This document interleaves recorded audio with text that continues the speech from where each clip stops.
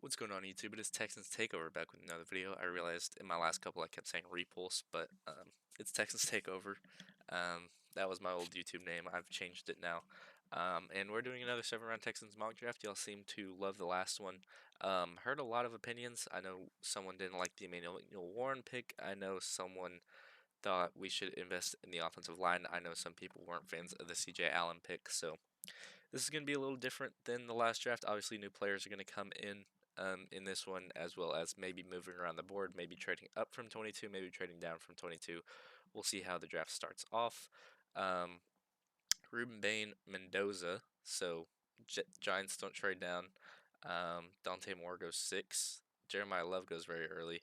And I think, one thing you could look at is the idea of trading up for Sonny Styles, who just went, or potentially drafting a tackle if they are available to us. I like that Kenyon Sadiq to Philadelphia pick there. But at the same time, I think we do need to invest in the defensive line. I think I went Caleb Banks last draft, um, or maybe I think I went Spencer Fano in the first round. I think you can improve on the interior with the Ione, but um, you could go a lot of different places. Um, you could look the D line. You could stop the run with Cade McDonald. I really like that idea. Caleb Manx would be probably my favorite D lineman to get. I wouldn't expect Peter Woods to fall all the way down to 22. So if you want a D lineman, you want a guy that's going to be able to stop the run. Cade McDonald can do that for you, as well as Christian Miller down the board a little bit. I think that's a little bit of a reach. I do like the idea of bringing Spencer Fano in. It's just that I did that last mock draft, so I'm not going to do that here. I think at this spot, I am going to actually trade down and get some more draft capital. Maybe move back 5 places with the 49ers because they could be looking to take um, potentially tackle jump, um, you know, teams that maybe need an edge rusher. Maybe that's what they're looking at. Maybe they want Romello Height. Maybe they want Casey Concepcion. And they want to jump the Bills who need both those positions. So I think the 49ers is a logical spot. Maybe we go, would that be accepted? We'll just offer the trade. It is accepted. We get an extra third round pick. There you go, Fano. Cade McDonald does end up going. Um, and I think that makes this pick a lot easier. Ione is still on the board here at number 27. I think that's obvious pick. I was debating him at 22, so being able to trade down and still get him 5 spots later, as well as picking up another top 100 pick, I think the Texans will certainly take. Here at number 40, we can't go CJ Allen like last video because he was just taken. So there's that for the people that don't like the CJ Allen pick. He's not here anymore. I really like this guy at the top of the board in Amari Washington. Really good year for Oregon. I could see him being a potential first round pick. I haven't done that in any of my first round mocks. I just haven't found a place to really fit him in. Maybe a Chargers can go for him, but I think the Chargers will like to invest in the offensive line. Maybe the Patriots, but I think Milton Williams has held up well there. Maybe you get a compliment to him that's a little bit better, but I don't think D lines their desperate need. Obviously, not any of these teams here. They have incredible D lines, and I don't think he'll go anywhere that early in the board. Maybe you could see him go to the Jets at 18, but I really like the player in Amari Washington. I think the Texans need to invest in their D line in this draft or in free agency, at least with the amount of injuries we got. Tim Settle also being on a 1 year deal. Sheldon Rankins, I believe, on a 1 year deal too. So I think Amari Washington's a perfect fit here for the Texans at number 40. Um, and then we have our next pick here at number 54. And I'm not going to make any trades. I'm not going to move around the board. I'm just going to stick and pick Lenore Sellers to the Colts. Is funny because he's um, not even going back to, or not even declaring for the NFL draft. But yeah, whatever. Here at number 54, I mean, I'd love Pregnon. I don't think it's very realistic. But one of the best guards in this class. I think if you could, you know, get Ione and Pregnon in the same class, then you probably have one of the best interior offensive lines headed into next year. Because I think both will be able to be plug and play starters. But I don't think I'm gonna do that in particularly. It's just not realistic. I don't think the Texans will go 2 guards. The way I think of it is if you draft Ione, you move Titus Howard back out to tackle. Trent Brown's on a contract year, only on a 1 year deal. So Ione becomes our left guard, or you move Ed Ingram over to the left guard position. And then you have Titus Howard at the right tackle position. Here at number 54, I am going to invest in the offensive line, though. I'm going to go Connor Liu. I like him just slightly bit more than Jake Slaughter. Um, yeah, probably my favorite center in this class, and I don't think there's many uh, great centers in this class. Maybe you could get a good one down the board, and the one from Indiana, Mr. Pooh. Um, you know, sorry, wrong position there. Wrong position there again. And the interior offensive line, who was where is he? Did he move up? Oh, Coogan. There he is. I think he moved up. Oh no, these guys are just ranked very low. Yeah, I really like Pat Coogan. Um, I also obviously really like where Jake Slaughter went 62. You can see he's a very good pass blocker from the center position, but I like Connor Liu's all-around game. To be honest, he hasn't graded out that well this season. I think was also hurt for a little bit of it, but I do think he bodes well um, for the NFL. I think his profile is really nice. Jake Slaughter's is pretty similar though. They're both around 6'3", 6'4", 300. Um, and maybe you prefer Jake Slaughter to Connor Liu, depending on those grades. Maybe you see it a little different than I do, but in my opinion, I prefer Connor Liu. I just watched more Auburn, to be honest. And when I watch Florida, I typically watch the defensive side of the ball. Similar to what I do with Penn State, I usually just watch Penn State offense and not Penn State defense, because I'm looking for players that potentially fit with the Texans more often than not. So invest in the interior um, in the first three rounds, um, and now we're here at the top of the second. Again, I know people say we need a running back. I just don't think this is a particularly great running back class. Jadarian Price isn't bad. I like Katron Allen more than I like Nicholas Singleton. I think they'll go in relatively similar positions. I like Justice Haynes. I do think he's headed back to college. I think Terrion Stewart's going to run very well. Um, you know, just a very meh running back class after Mr. Jeremiah Love goes in the first round. Wherever he goes, I think he'll go to the Chiefs at 11 most likely. But yeah, just a meh running back class. Nothing really too um, nothing that really stands out. I do like the idea of Jadarian Price. Maybe he got overshadowed by um, Jeremiah Love a little bit, but I think you look to the um, free agency room to really invest in um, running back because ETN's a free agent, Brees Hall's a free agent, Algiers a free agent. There's a lot of guys that are headed into the open market that I think the Texans could invest in. So I think that's the way to play it, rather than draft a running back. And if you do, you do still have picks at 65, traded for 91 in this one, and then 108, 122. So for me here, I think you look maybe linebacker. Um, I do like the idea of a Torian York, just a film guru, a guy that's going to be able to fly to the ball. Been very good for Texas A&M this year. I think Whit Weeks is head back to college, in my opinion. Jacob Rodriguez is not a bad option either. I just think he doesn't have that high of a ceiling in the league, but obviously he's going to grade amazingly when he's the best defender in college football this year. But I think Torian York's grade should be, yeah, flies to the ball, very instinctive. Just knows what he's doing, a leader of the defense. I think a guy that would be able to take over from Aziz, depending on how much we resign him for, um, and also be able to play alongside Aziz next year if EJ Speed does go. So Torian York's going to be my pick here at number 65, and then you could potentially look at the board. Um, I don't know if it lets me, but you could move up. I think this would be a move up spot for the Texans if they wanted to. You could do like a 91, a 161, and a 235 for pick maybe like 76, and then like 173. But apparently that won't be accepted. So maybe we abort the idea of, well, yeah, my team owner of course is gonna veto that. If you go like 196, 8% chance, really? 15 picks matters. If you go like this, they want that much draft capital. That's a little absurd. So maybe we just don't move up. We'll speed this up a little bit just so we get to our pick a little bit faster. Um, so yeah, maybe we don't move up. I mean, McNeil Warren just went. If he was still there, maybe I take him there, but not there.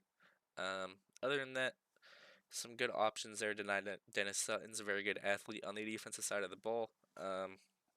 Sakee Whitley's not a bad safety. Um, you could go your running back here if you like a Nicholas Singleton, if you like a Katron Allen. Um, could improve safety with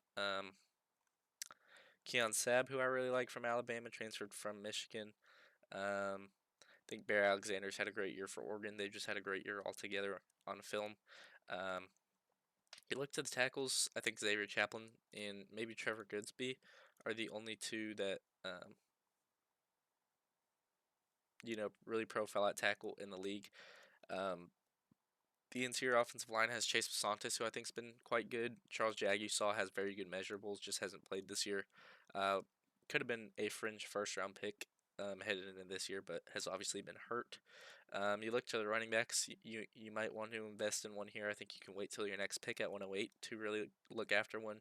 So the only other need you really have is safety. Um, so maybe this is a trade down spot here. You could look to move down to like 103 with. Nah, you're not trading in division, but you could look to move with the Browns. Pick up 141, 143 maybe, or 217, something like this, and then you'll give 235 and offer that. So you could do something like this with the Browns, pick up three more draft picks in exchange for just a higher draft position, in hopes to, you know, guys that you still want are here, and then you still have your running backs here. I've said it before. I really like Katron Allen's game. That's what my pick is going to be. Zakee Whitley and Nicholas Singleton go back to back. So three Penn State players in the last four. I think running back is a need, and I think Katron Allen, kind of similar to Woody Marks. So maybe that's not what you want, but I think has more explosiveness than Nicholas Singleton, and I think the run game definitely needs that. I think this is your um, you know power back, and then for Penn State, this is your explosive back. You can see the difference in grades. That's just because of yard totals. But maybe Nicholas Singleton acclimates better to the NFL. I think you could definitely see that happening. But I prefer Katron Allen's game, so that's why I went with him there. Then you still have Keon Sabb here. I talked about him being potentially my favorite safety um, left on this board.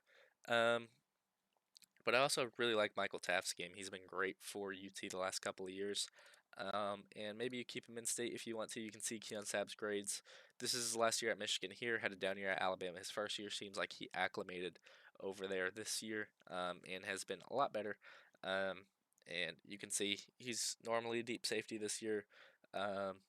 At Michigan, he was a deep safety as well. This one, he was kind of playing all over the shop because a lot of injuries for Alabama last year in that secondary. Michael Taft, again, really, really good player, really instinctive. Been good since, I think this is senior year. Yeah, so been good since his junior year. I think played a little bit as a freshman. Um, and, I think I talked myself into it. I'm going Michael Taft here at the 10. Was that 105, 104? 108, sorry. We had 104 already. This was the Washington pick that we already had. Here at 122, you could look a lot of different areas here. I don't think you can have enough D line depth, and I really like Skylar Gill Howard's game. Excuse me. Tough name to pronounce for me for some reason. I don't know why. But yeah, I really like Skylar Gill Howard's game this year for Texas Tech, able to stop the run at a decent rate. Been hurt for a little bit. Really good at getting to the passer at that D tackle position. Um, Sorry, I just lost my train of thought. Yeah, I really like Skylar Gill Howard's name game. Sorry, I'm just gonna stop pronouncing it. SGH's game. We have the SGA headed to the NFL in SGH. There. Yeah, really like his game. Can get to the quarterback. And can also stop the run at a very high rate. And I think with the amount of people that you potentially lose on the D line headed into this off season, you could look to invest in a couple in the draft. Moving on to 141, I do like the idea of a Joe Royer here. Your prototypical receiving tight end for Cincinnati. If you're talking about, I guess like Madden archetypes, he'd be your possession type tight end, while Oscar Delp, I think, is a little more explosive. Um, Lawson Lucky is really good against the run. I like Marlon Klein's game, excuse me. from Michigan. Just didn't throw the ball all that much this year. You know, he can block though. John Michael Gillenborg, prototypical possession tight end as well.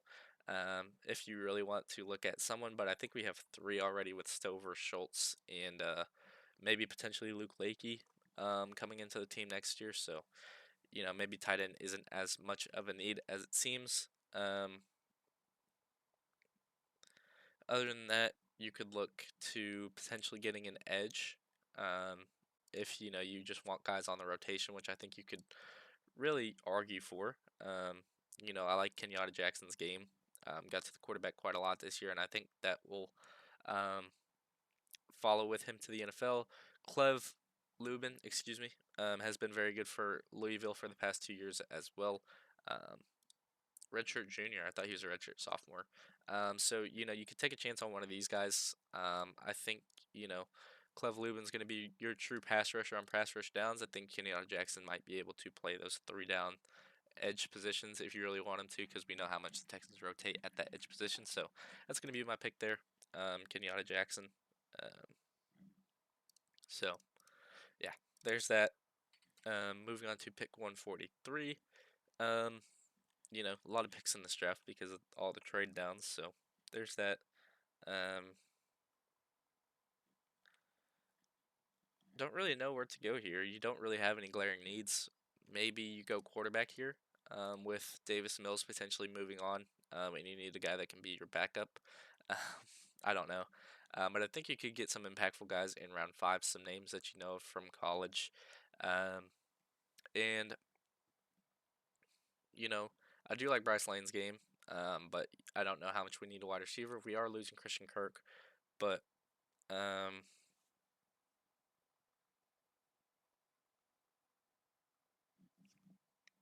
I don't know how much you need a wide receiver because still have Xavier Hutchinson, still have Nico Collins, still have obviously Nolan Higgins. So there's your four guys right there. Um, I mean, anytime Harold Perkins is here, it's going to be an intriguing option. Although I do think he returns to college, but just true athleticism was really good as a freshman. And I think you know if you can get that back after he tore his ACL, then you do have a really good linebacker at your hands. Um, maybe you go with more offensive line depth. Um, you know, it's just pick your poison here. I don't think you can go really wrong here because you're just getting guys that are going to be depth for you. I think Trey Zoon may be a tackle in the NFL, but a guy that could also or play guard in the NFL. Sorry, but a guy that can also maybe rotate out at tackle for you.